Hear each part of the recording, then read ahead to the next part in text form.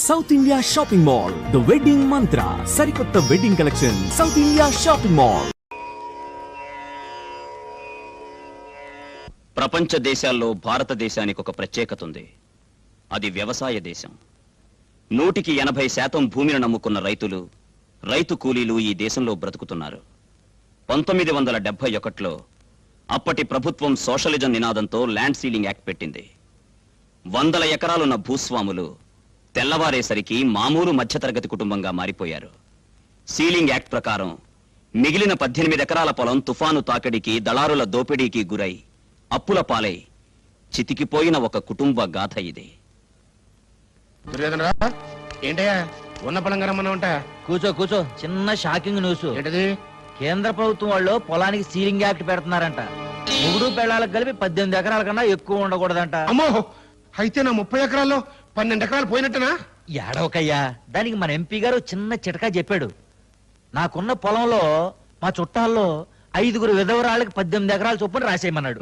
మిగిలిన 90 ఎకరాలు చెరువుతో ఇచ్చేయమన్నాడు. మరి నేను నువ్వేం చేస్తావంటే నీ మిగిలిన పొలం నీ తమ్ముడికి చెల్లెలకి అమ్మేసేయి. సలహా బాగానే ఉందయ్యా, కానీ ఉన్న పొలంగా అంత డబ్బు మేము ఎక్కడి నుంచి తేము అని వాళ్ళు అడిగితేను నా దగ్గర అప్పు తీసుకోమనవయ్యా, వాళ్ళ దగ్గర నేను వసూలు చేసుకుంటాగా. ఇదేమిట్రా అన్నయ్య, ఉన్న పళంగా 30 ఎకరాలు అమ్మేసి ఊరు వదిలి వెళ్ళిపోతానంటున్నావు?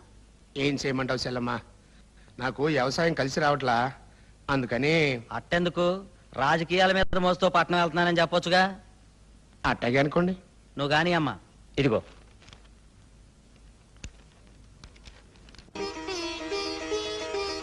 మీ అన్నయ్య గారి 30 ఎకరాలు నిన్ననే మీరు కొన్నారట కదమ్మా రాజలక్ష్మి గారు. వాడు వ్యాపారం చేసుకుంటానని పట్నం వెళ్ళిపోతే నేను సగం మా చెల్లెలు సగం కొనుక్కున్నాం.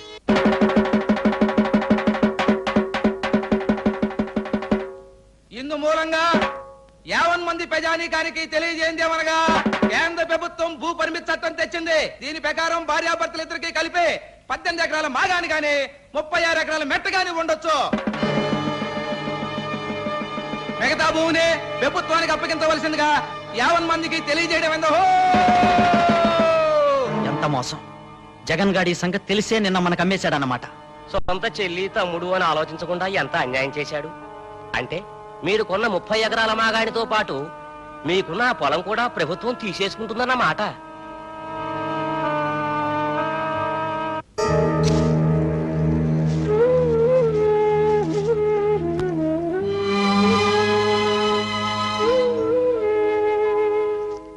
కృష్ణమూర్తి, కొలతల ప్రకారం ఈ 18 ఎకరాల పొలం నీకొచ్చిందో, ఆ 42 ఎకరాల పంట పొలం గవర్నమెంట్కి వెళ్ళింది.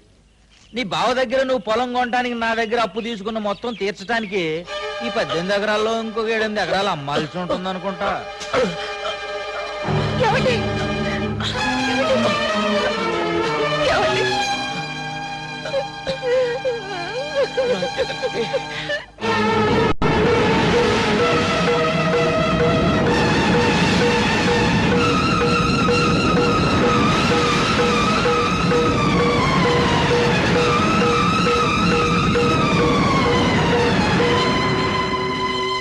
నీకు ఆడతనం అడ్డొస్తుందేమో, నాకు అలాంటిదేమీ లేదు.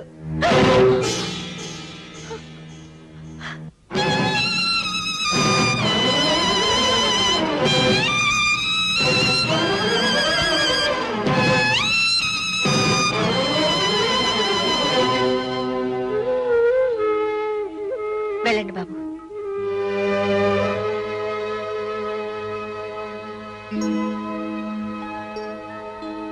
బడికి వెళ్ళలేదేరా? అన్నయ్య చదువుకుంటాడు, నీతో నేను పొలానికి వచ్చి పని చేస్తాను.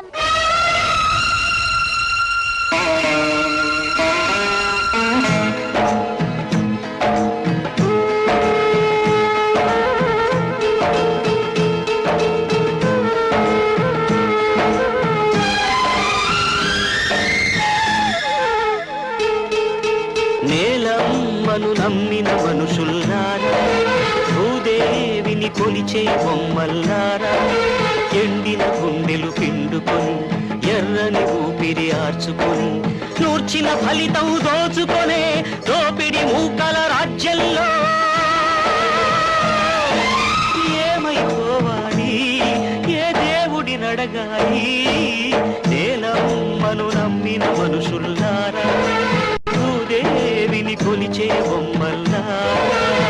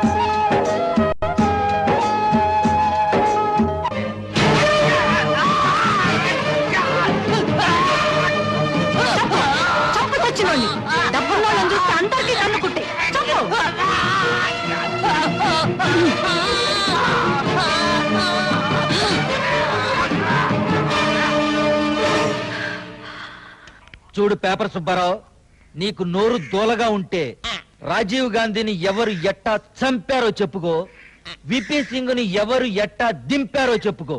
అంతేగాని నేను దాచుకున్న 200 ఎకరాలు ఎవరెవరి పేరున బినామీగా నడుపుతున్నానో చెబితే అన్నవని కూడా చూడకుండా నీ శవాన్ని కూడా చేపల చెరువులో పారేస్తాను. గల్లీలో లొల్లి మొదలైతే తల్లి చెల్లో. అదేం పిలుపు ఆ పిచ్చవేదవ? అమ్మానో చిన్నమ్మానో పిన్ననో పిలవలేవు. మా నాన్న మొదటి భార్య నాకేమవుతుంది? తల్లి. ఆవిడకు నువ్వేమవుతావు? చెల్లి. అందుకే నువ్వు నా తల్లి చెల్లి, నా పిచ్చి తల్లి. విషయం ఏమిట్రా? అవును, 18వ రోజు యుద్ధంలో ఓడిపోయిన దుర్యోధనలో ఫేస్ పెట్టాడండి మా నాన్న. ఏడిశావు, సంగతి ఏంటో ఏడు. అక్కడ కొంపలంటూ పోయాయి. ఎవడి కొంపలు? మన ప్రిస్టేజ్ కొంపలు. తల్లి చెల్లి సర్పంచి, నువ్వు మండలాధ్యక్షుడివి. కానీ ఊళ్ళో వర్షాలు పట్టడం లేదని శివాజీ, వాడి తల్లి రాజ్యలక్ష్మి గుడి దగ్గర పూజలు చేయించి జనాభాను కొట్టేస్తున్నాడు.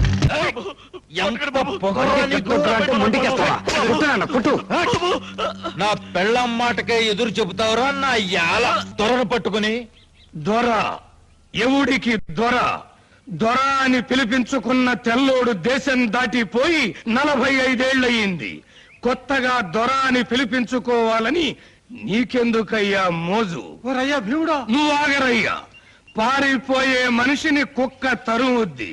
ఆగి వెనక్కి తిరిగి చూస్తే అక్కడే నిలబడి తోక ఊపుద్ది. నన్ను కుక్క అంటావురా?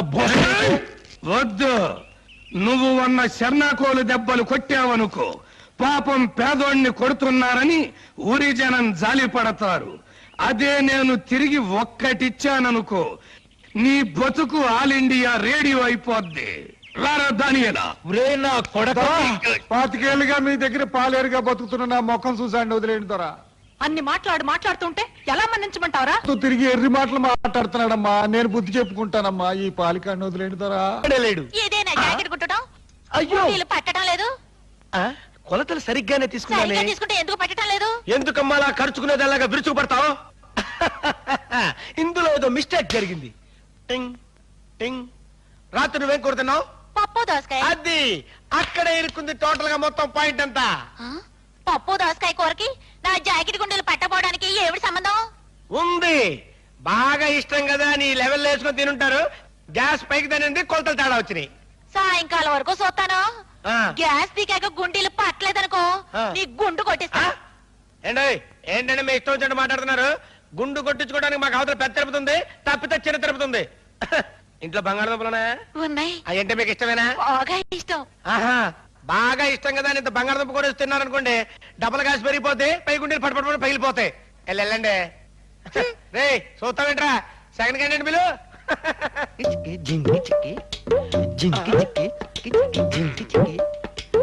పచ్చగడ్డి మోసే నీ పడుచు పిల్ల, నీ పవిట కొంగు. ఆపో ఆపో, నీ మోపు సంగతి నేను చూసుకుంటాను కదా. ఈ మోపు వేసుకొని 3 కిలోమీటర్లు నడుచుకుంటూ వెళ్తే టౌన్ లో ఈ మోపుకి ఎంత ఇస్తారా నీకు? 5 రూపాయలు. 5 రూపాయల? ఈ మోపు 5 రూపాయలు అంటే చీపే. ఇదిగా నేను 10 రూపాయలు ఇస్తా, నాకు ఇచ్చేయి. గడ్డి మీరేం చేసుకుంటారు? తింటారా?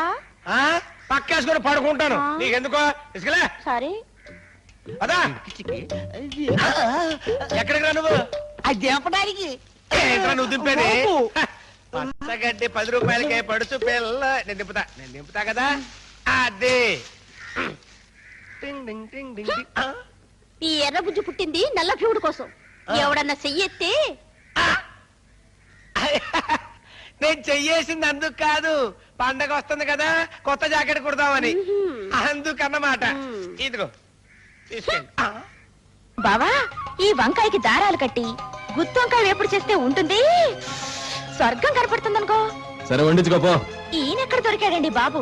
వంగ తోటలో ఒంటరిగా మరదలు దొరికితే వెళ్ళిపో అంటాడేంటి? ఆంబోతు కొమ్ములు పట్టుకోవడమే తెలుసా నీ చేతికి? ఆడదాని కొమ్ములు కూడా పట్టుకోవాలి. నీకెక్కడున్నాయి కొమ్ములు? ఇవిగో. ఏడ్చాలబా. అయ్యో,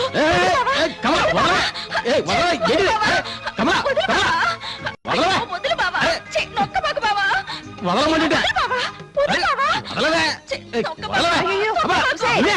నా కొడుకు నేను చేస్తున్నావే? నేనేం చేయట్లేదు అత్తయ్య. బావే నీతో పనుంది రావే అని వంగ తోటలోకి లాక్కెళ్తున్నాడు. అమ్మా నంబాకు, ఇదే వంకాయలు దొంగతనానికి వచ్చింది. అయ్యో లేదత్తయ్య, బావే నన్ను గట్టిగా మళ్ళీ. ఉసే, అమ్మ పుట్టిల్లు మేనమావ కెరు కానీ నీ సంగతి నాకు తెలీదు. ఇదిగో అన్నయ్య, రా రా రా. చూడు నీ కూతురు నా కొడుకు అమాయకుడు చేసి ఎలా ఆట పట్టిస్తుందో. దాందే ఉందిలే అమ్మా, వంగ తోట బావ మరదళ్ళు పోనీ. రోజు రోజుకి దీని అలర ఎక్కువైపోతుందమ్మా. ఇంకా ఎన్నాళ్ళరా, ఈ ఏడు మిరప చేను బాగా పండిందిగా, సుధకు పెళ్లి చేసి ఓ ఇంటి దాన్ని చేస్తే. అదేంటి ముందు లైన్ లోకి వచ్చింది మేమైతే వాళ్ళని పంపిస్తామంటారు? అది కాదమ్మా, ముందు చెల్లెలికి పెళ్లి చేయకుండా అన్నలు పెళ్లి చేసుకోకూడదు, అది అనాదిగా వస్తున్న ఆచారం. ఇప్పుడు చూసావన్నయ్య నీ కూతురు ఎంత తొందరపడుతుందో. పద పద పొద్దెక్కుతుంది. వంగ తోటలో కొడుకు కోడల్ని వాటేసుకున్నాడని చెప్పినా ఈవిడ బుర్రకి కరెంట్ అందట్లేదురా దేవుడో. బావా ఆగు, బావా ఆగు, నీకోసం కూర తెచ్చా. ఇందా గుత్తొంకాయ కూర. ఏమే అమ్మ చేతి వంటలు ఇప్పటి నుంచే వాడిని తినకుండా చేస్తావా? 20 ఏళ్ళు నీతో, ఆ పై 100 ఏళ్ళు నాతో, అంతే కదత్తమ్మా. వదినా ఇలా వంకాయ కూర లంచం పెట్టి పొట్లకాయ పచ్చడి లంచం పెట్టి కట్నం లేకుండా మా అన్నయ్యని కొట్టేద్దాం అనుకుంటున్నావా? ఆ వంకాయలు కూడా మన తోటలో అయ్యానే. పాపం అదెంతో కష్టపడి వాళ్ళ అమ్మను కూడా దగ్గరికి రానియకుండా, ఒక్క ముక్క కూడా నాకు పెట్టకుండా నీకు తెచ్చి పెడితే ఏమిట్రా మాటలు.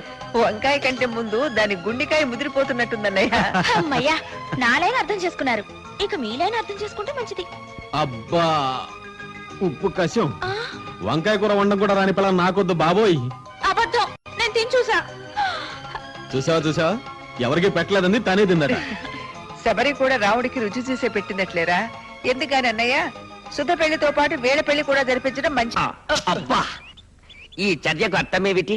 దింపితే ఈ పలుగు గట్టులో దిగబడ్డట్టే నీ గుండెల్లో కూడా దిగబడుద్దా లేదా అని టెస్టింగ్ చేస్తున్నా. ఇప్పుడే ఊళ్ళోకి వెళ్లి అగ్రవర్ణాల వాళ్ళు పిలుచుకొచ్చి నిన్ను నీ గూడాన్ని చిక్ బొమ్మ అనిపిస్తాం. ఆంబోతుల్ని ఉంచిన చేతులు రా ఇవి. మీలాంటి చీంబోతుల్ని కొట్టడం ఎంతసేపు? ముందు పలుగు వెనక కర్ర. రేప్ చేయడం చాలా తప్పురా బామ్మర్ది. మళ్ళీ లైఫ్ లో నీ జోలికి రాని చెల్లెమ్మా. వచ్చానమ్మా, వచ్చాను భీముడి గారు. అబ్బా పదరా. టయానికి వచ్చావు బాబు, లేకపోతే కాకులు కూసే ఏలకి ఊరింకో కారం చేడై ఉండేది. ఏం పర్లేదు భీముడు, మళ్ళీ ఆ పిల్ల జోలికి వస్తే గుండెల్లో పొడి చెయ్యి. మా అన్న కలెక్టర్ అవబోతున్నాడు, ఆడే చూసుకుంటాడు.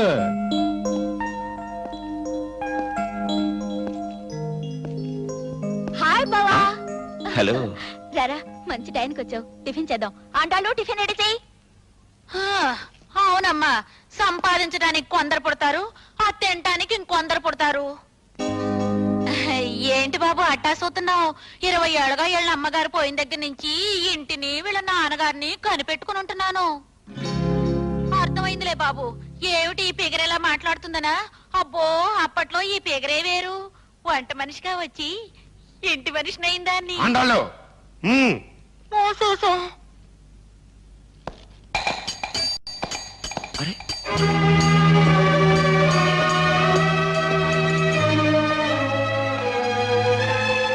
నిన్న పొలం అమ్మాను, ఇవాళ సీలింగ్ పెట్టారు. అందులో నా తప్పే ఉంది చెప్పు? అది నా అదృష్టం. ఇవాళ ఎంపీనయ్యాను. డబ్బెట్టి కొనుక్కున్నావు అన్నారు అనుకోని, కానీ అది నా అదృష్టమే కదా. డాడీ ముందు బావని టిఫిన్ చేయని. అలాగేనమ్మా, చేతులు కడుక్కురారా. చూడమ్మా, అయిన వాడికి అన్నం పెట్టచ్చు కానీ కటిక దరిద్రుడికి కాళ్ళు కడిగి కన్యాదానం చేయకూడదు, గుర్తుంచుకో. ఏమండి, కన్యాదానానికి పేట్ల మీద మీ పక్కన ఎవరు కూర్చుంటారండి? మావయ్య, ఐఏఎస్ పూర్తి కాగానే మన జిల్లాలోనే పోస్టింగ్ వచ్చేట్టు నువ్వే చూడాలి మావయ్య, ప్లీజ్. అశోక్, ప్రాధేయపడ్డ వాడికి ఎప్పుడు అన్యాయం చేయడరా పొలిటికల్ లీడరు. ముందు నువ్వు కష్టపడి పాస్ అవ్వ చెప్తాను. థ్యాంక్స్ మావయ్య. పదండి టిఫిన్ చేద్దాం. ఏంటలా పిచ్చి మొహం చూస్తా సన్నాసి? నీకు చెప్పి చెప్పి నానూరు పడిపోయింది. ఇప్పుడు నేను తయారు చేస్తాను చూడు, బ్రహ్మాండంగా కుట్టేది పెడతాడు. ఏంటి నా పంట కొట్టడం? ఆడపిల్లల బట్టలు ఎలాగైనా కుట్టేది? ఈ జాకెట్ కుట్టింది నువ్వేనా?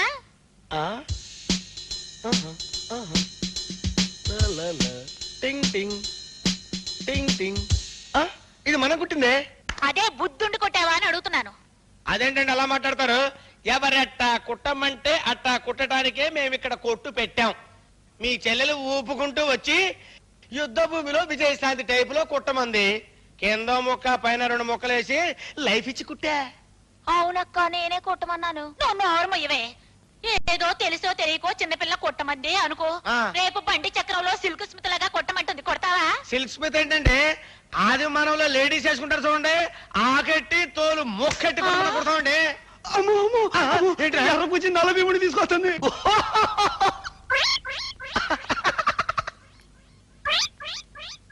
వీడేనా? వీడే. నీకు ఆవుందా గేదుందా దున్నుందా లేదండి. ఎద్దుందా లేదండి. ఆబోతుందా లేదు బాబోయ్. గడ్డి తినే అలవాటు ఉందా లేదండి. మరెందుకు కొంటున్నావు గడ్డి? గురూజీ మీ చెయ్యి ఉందండి, పులి పంజా ఉన్నట్టుందండి. అసలు మీ ఫేస్ కి మీ పొగరికి ఈ డ్రెస్ కుట్టిన ఎదవెవడండి? ఫస్ట్ క్లాస్ అయిన పులి చర్మం తీసుకొచ్చి మీకు ఏ క్లాస్ డ్రెస్ కుడతానండి? దాని గోళ్లతోటి మీకు బటన్స్ గుండెలు కుడతానండి. నేను అడిగింది దాని దగ్గర గడ్డెందుకు కొన్నావు అని. వస్తున్నానండి, వస్తున్నాను. ఇప్పుడు ఆ విషయానికి వద్దామని. ఆహా గురుజీ, ఈ మీసమేంటి గురుజీ? కోర మీసాల నా రాజా, నా రవ్వల రాజా, నా లగముకి కోజా.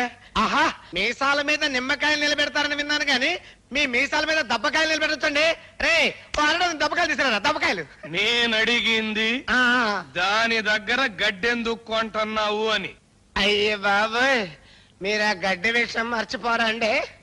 మర్చిపోతాను, కానీ నువ్వు ఇలాంటి చండాలు పనులు చేయడం మర్చిపోకపోతే ఇక్కడ నీ కొట్టు ఉండదు, కుట్టు మిషను ఉండదు.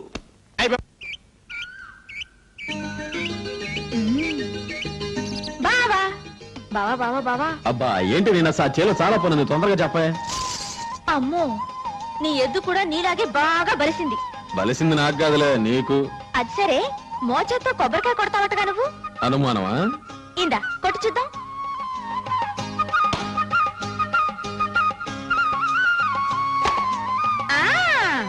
కుళ్ళిపోయిన కొబ్బరికాయ పగల కొట్టడం కాదు, ఈ కర్రీర కొట్టు చూద్దాం. నేను పట్టుకుంటా, నువ్వు కొట్టాలి. సరే. కొట్టులో కిలో 21 రూపాయలకు అమ్ముతున్నారు. కల్లాల మీద 14 రూపాయలు ఇస్తామంటే ఏ రైతు అమ్మం పమ్మంటున్నాడు. ముఖం మీద కొట్టినట్టు చెప్తున్నారు. అయితే ఈ జిల్లాలో ఉన్న వ్యాపారస్తులు అందరితో మాట్లాడి సడన్ గా రేపటి నుంచే కిలో 8 రూపాయలు చొప్పున అమ్మమను. మరి నష్టం? ఒక్కరోజు అమ్మమనవయ్యా, ఆ నష్టం మనం ఇచ్చేద్దాం. రెండో రోజు నుంచి స్టాక్ లేదని చెప్పమను. ఆ దెబ్బతో రైతులు బేజారెత్తిపోయి మొత్తం అమ్మేస్తారు. వారం రోజులు పోయాక 21 రూపాయలకి అమ్ముకోవచ్చు. భలే ఐడియా చెప్పావయ్యా. శివరామయ్య, మనమే మిరపకాయల కాలం దగ్గరకు వచ్చేస్తాం. శివాజీ, మీ అన్నయ్య చదువు కోసం 10,000, పొలం ఖర్చుల కోసం 10,000 దుర్యోధన్ రావు దగ్గర అప్పు చేశానురా. అది తీరవాలిగా. రేటు పడిపోతే ఇల్లు అమ్మి అప్పు తీర్చాలిరా. కానివ్వండి. తెలివిగా వెళ్ళాలా కానివ్వండిరా. సరిగ్గా 24,972 రూపాయలు 10 పైసలు. ఇందమ్మా పైక. మళ్ళీ చేతులు మారటం ఎందుకులే అమ్మా. నాకు ఇవ్వవలసిన 20,000 వడ్డీతో కలిపి 24,972 రూపాయలు అయింది. ఇదిగో నోటు. మిగిలిన ఈ 10 పైసలు మీకు, ఇది నాకు. రావయ్యా.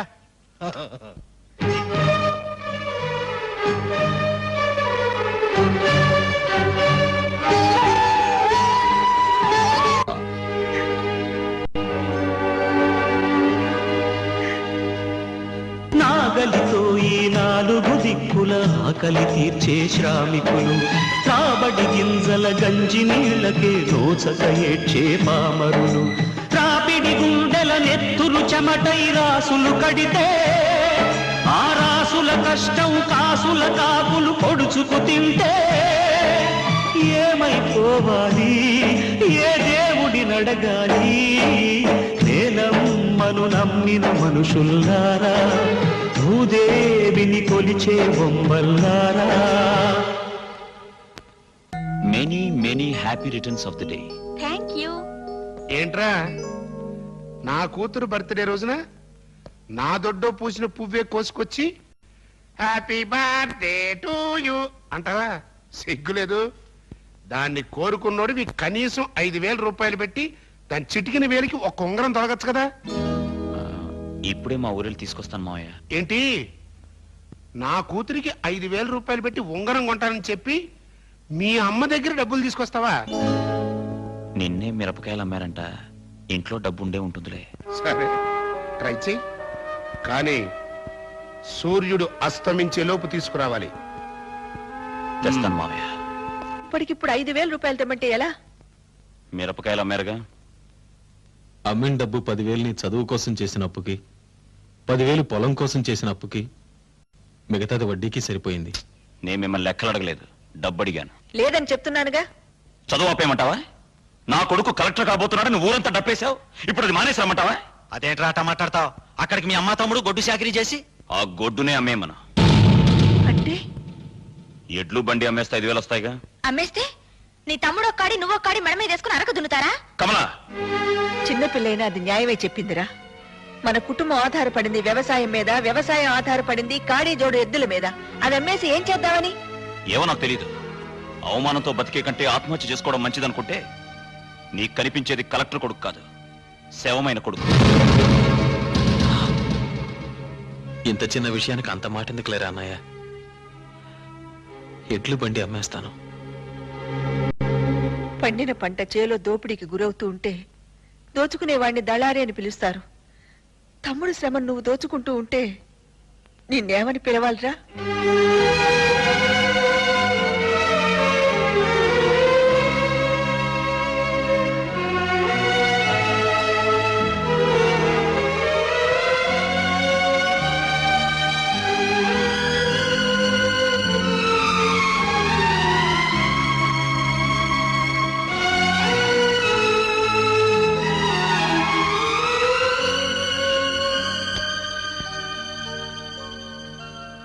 ప్రేయసి కోసం పేగుల బంధం తెంచుకుపోయేవాడొకడు, మోసిన కడుపుకు తన రుణ భారం తీర్చుకునే తనయుడు ఒకడు, తాగిన పాలకు న్యాయం చేయని కొడుకులు పుడితే తల్లి కొడుకుల ప్రేమకు అర్థం తలకొరివైతే ఏమైపోవాలి?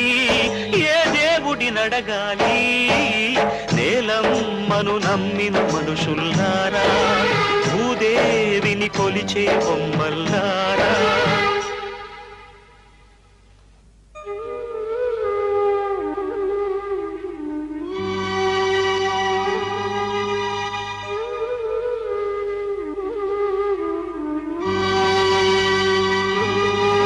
శివాజీ, నేను చచ్చాను అనుకున్నావా? ఏమిట్రా ఇది? నీకున్నది ఒక జత ఎడ్లే కదా అన్నయ్య. చేను అదను తప్పితే ఎలా? దుక్కి దున్నాలిగా. అది కాదమ్మా. పర్వాలేదులే మావయ్య, అరిగిపోయేది భుజమేగా. భలేవాడివే, రోజుకింత చొప్పున అరిగిపోతుంటే పెళ్లి రోజు వచ్చేసరికి నాకేం మిగులుతుంది? అంతా నా దగ్గరికే ఖర్చు అయిపోతావు. పోనీలేవే, నీ కాబోయే మోడికి కష్టం లేకుండా నేనే దున్నుతాను, సరేనా? అసలు ఎందుకత్తయ్యా భూమి తనఖా పెట్టి బ్యాంక్ లో లోన్ తెచ్చుకోవచ్చు కదా? వచ్చే ఏడు పంట రాగానే అప్పు తీర్చేయచ్చు. నిజమేనేవు, దీనికి వచ్చిన ఆలోచన నాకు రాలేదు. అందుకే నన్ను వెంటనే పెళ్లి చేసుకుంటే నా బాడీలో కరెంట్ నీ బాడీలోకి పాస్ అవుతుంది. అప్పుడు నా లైన్ లోకి వస్తావు. వెంటనే బయలుదేరు బ్యాంకుకి. నాకేళ్ళు ముద్ర పెట్టాల్సిన అవసరం ఏంటండి? 6వ క్లాస్ చదివా, సంతకం పెడతా. ఇదెక్కడ కూడా అయ్యా, మీ ఊళ్ళో అందరూ కలిసి 10 లక్షల రూపాయల దాకా లోన్ తీసుకున్నారు. అవి అబద్ధాలేనా? అబద్ధమే. వాళ్ళంతా రైతులు కాదు, రైతు కూలీలు. అసలు వాళ్ళకి పొలమే లేదే ఇంత రుణం ఎలా మంజూరు చేశారు? My God. సుబ్బారావు సార్, రేపు మీరు వీళ్ళ ఊరు వెళ్ళి ఈ కేసు గురించి ఎంక్వైరీ చేయండి. ఇంకా చేసేదే ఉందండి, అంతా భోషాణంలో కేసు ఉంటారు బాబు. ఆడ బతుకు టౌకే.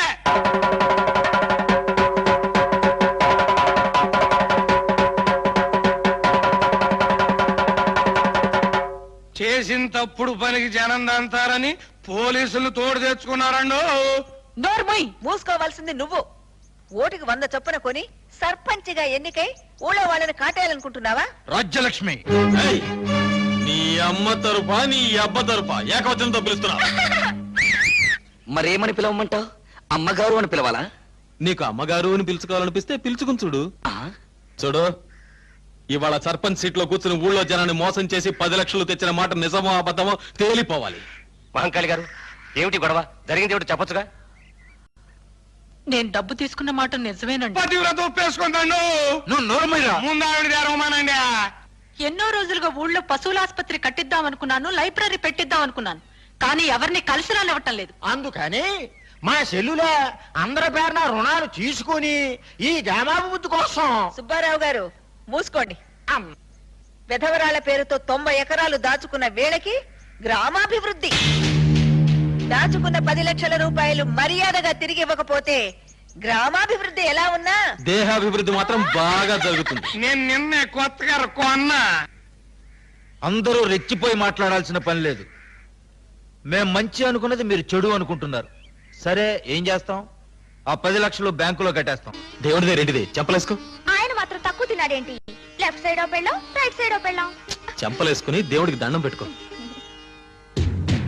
పులి మేక కలిస్తే ఎంతటి ప్రకృతి వైపరీత్యమో రైతు కూలీ కలిస్తే అంత డేంజర్.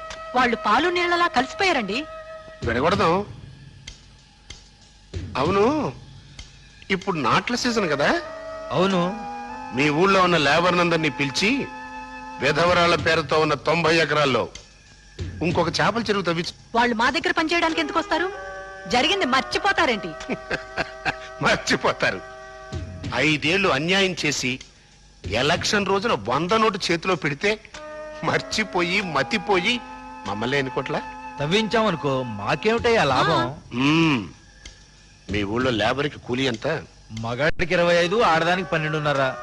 50 ప్లస్ 50 ఇస్తామని చెప్పు.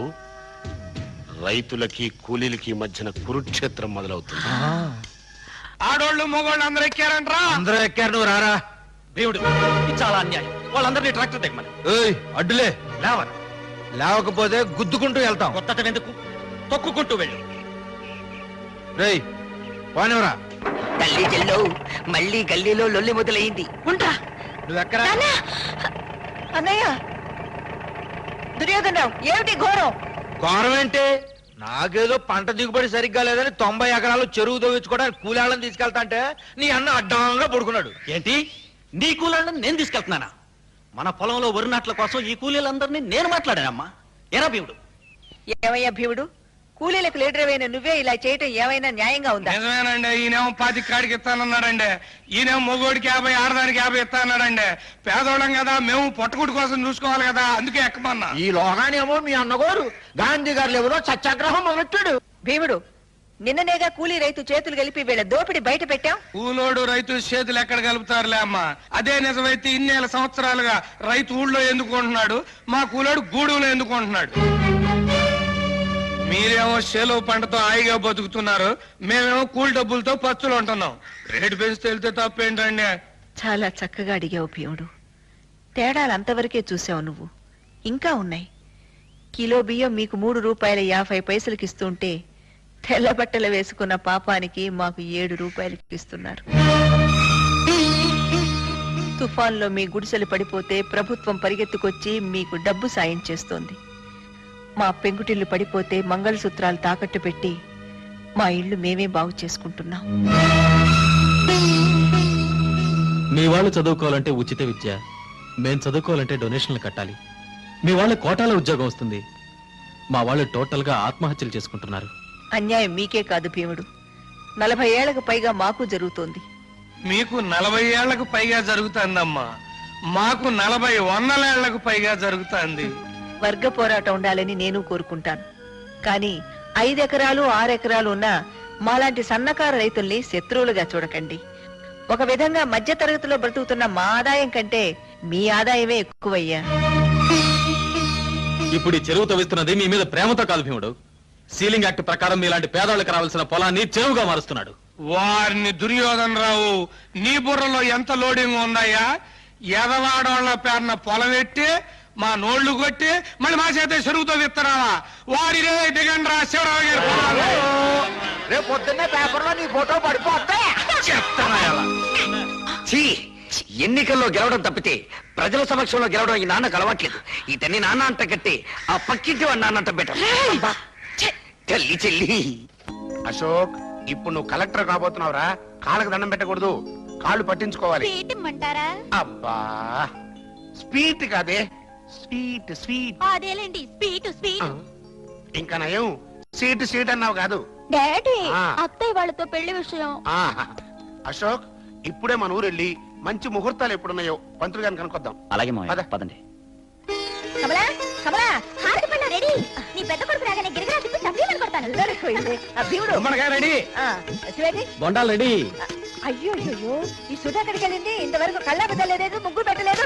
చూడన్నయ్యా, ఏమిటమ్మా వచ్చేది మన అబ్బాయిగా. దేవుడు, చదివి మా వాడు ఒళ్ళు వేడెక్కుంటది.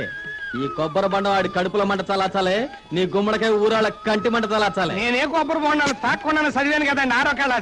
నీకన్నా ఎక్కువ చదివాళ్ళ మా వాడు. బొట్టు సరిగా పెట్టా. సరే సరే.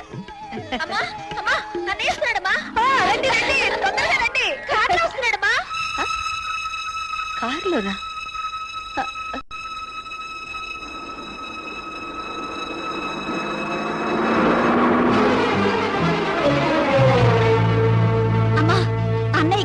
అలా దుర్యోధనరావు ఇంటికి వెళ్తున్నాడేంటమ్మా? దిష్టి తీసే అంత గొప్పోడు కాదులే అమ్మా నీ పెద్ద కొడుకు.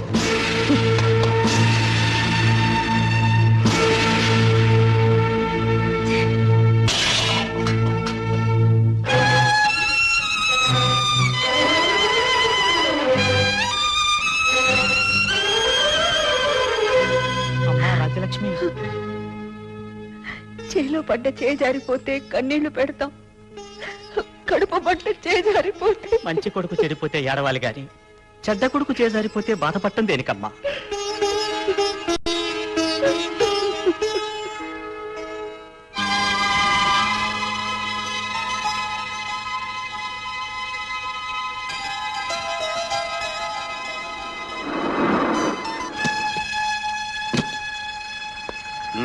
వస్తాను రాలుడు, నేనున్నాను కదా, నువ్వేం భయపడకు. నువ్వు బనిరా.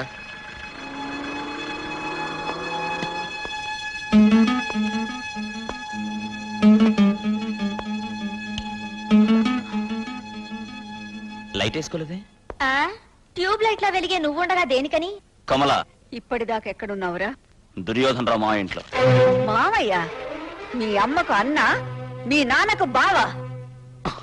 ఊళ్ళో మీకు తగులు ఉన్నాయని నన్ను కూడా పట్టించుకోమంటావా? ఒరే, తగులు ఈనాటివి కావురా, పగలు ఈనాటివి కావు. 20 ఏళ్లుగా రగులుతున్న అగ్ని జ్వాలలివి. అందుకే పెదమా ఎక్కడ దిక్కుండా అక్కడ దిగాడు. ఏమిటా అంత రాచకార్యం? నేను పెదమాయి కూతుర్ని పెళ్లి చేసుకుందాం అనుకుంటున్నాను.